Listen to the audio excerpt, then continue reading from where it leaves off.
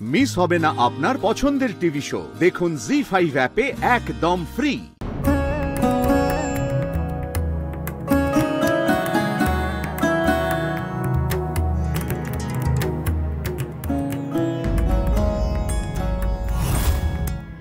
অদ্ভুত।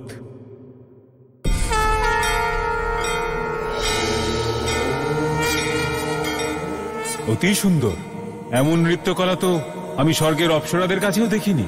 তুমি কে? আর এমন সম্মোহক নৃত্যকলা তুমি কোথায় শিখেছো? আমি নটেশ্বর মহাশয়। নৃত্য কেবল মনোরঞ্জনের সাধনা আমার। কিন্তু আপনি কে, আর এই বিচিত্র রূপে কেন? আমি হলাম অসুর বিকট। এই সম্পূর্ণ ব্রহ্মাণ্ডের জ্ঞানের ওপর শুধু আমারই অধিকার আছে।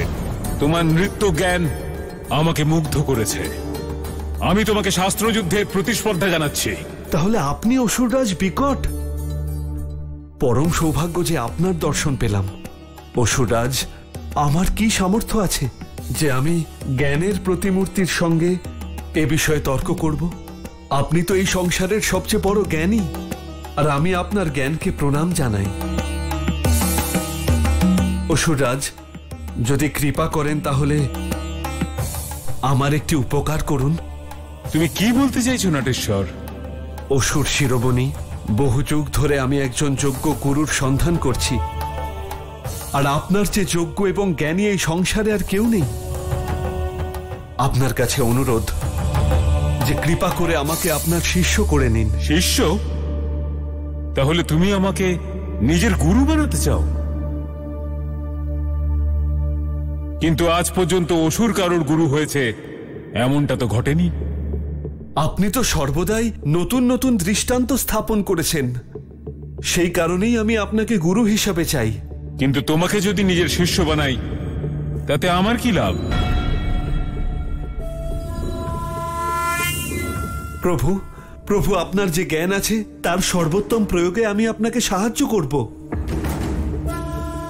আপনার শিষ্য হয়ে আপনার সমস্ত আজ্ঞা পালন করব। তাহলে তো তোমাকে আমার শিষ্য বানাতে আমার কোনো আপত্তি নেই। আমি তোমাকে নিজের শিষ্য স্বীকার করছি। ধন্যবাদ।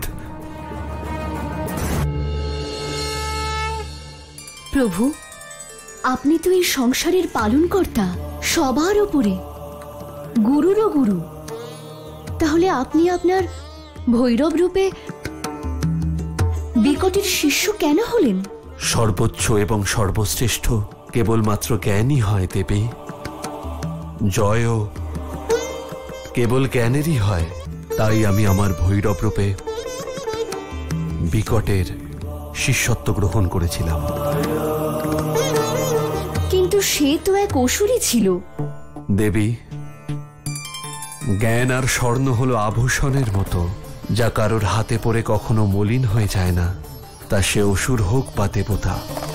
সেই কারণেই বিকটকে আমার গুরু হিসেবে মেনে নিতে কোনো অসুবিধা হয়নি।